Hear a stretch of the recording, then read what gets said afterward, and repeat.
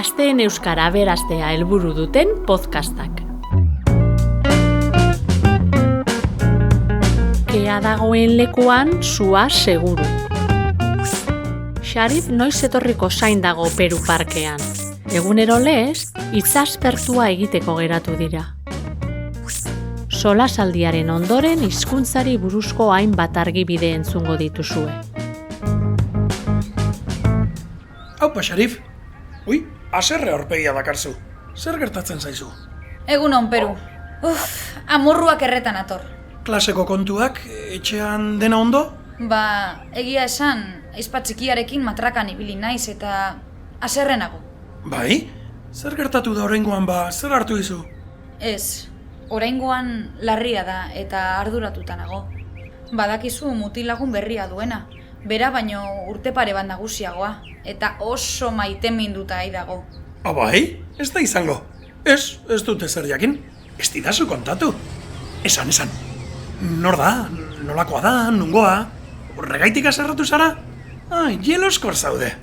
Horrela balitzikera, baina ez. Gaur aizpa mutilarekin hizketan entzun dut eta ez zait zipitzik ere gustatu entzun dudana. Zer entzun duzua? Ez da inlarria izango? Mutilak esan dio, ez duela ondo ikusten arropa horiekin kalera ateratzea. Ez duela zertan ezer erakusten ibili. Ez daukala beste inoren arreta erakarri beharrik. Eta hobe duela burua erakusteko plantak egiten ibili ez. Zer diozu? Bai, gainera ez dio esan sare sozialetako kontuak entzeko, eta gainera posta elektronikoko pasaitza eskatu, berarekin dabilenetik lagunengandik eta familiarengandik urruntzen hasi dela ikusi dut. Ez da lengoa. Aurreko zapatuan lagunekin baskaria izan zuen etxean. Eta noski, mutila ere bertan izan zen.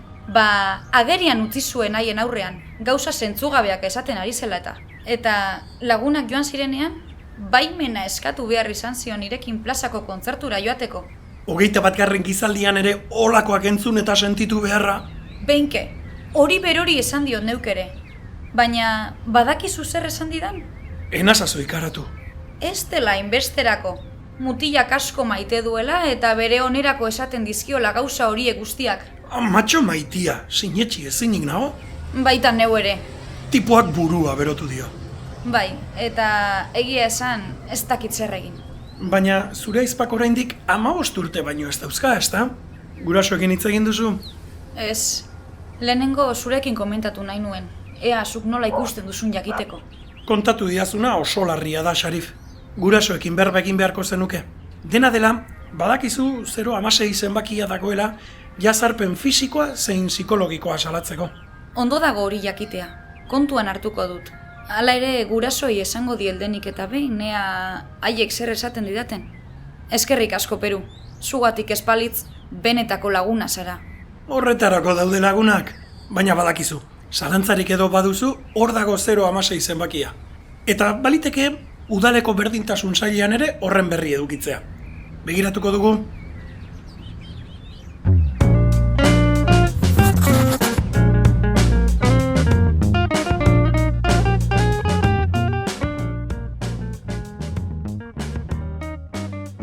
Entzun berri dugun solasaldian, Xarifek zera esan du. Badakizu mutilagun berria duena. Atzizkia zer galderari erantzuten dion mendeko perpausa ziurtasun eremukoa denean erabiltzen da.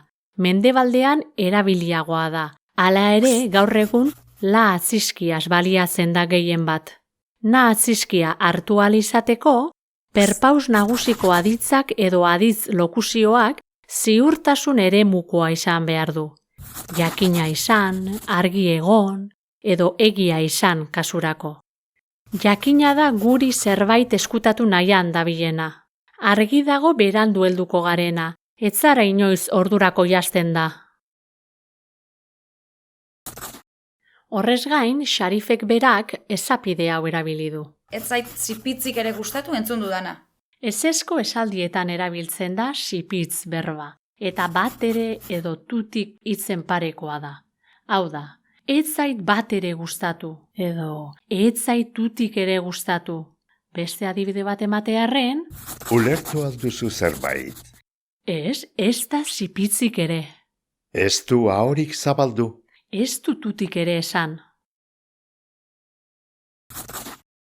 Bestalde, Peruk hause esan du. Tipoak burua berotu dio. Burua berotu esapideak baten batek estrategia psikologiko bidez beste bati sinismenak, jokabideak, pentsamenduak edo portaera aldaraztea adierazi nahi du. Bukatzeko, Peruk berak hurrengoa esan du. Eta baliteke udaleko berdintasun sailean ere horren berri edukitzea.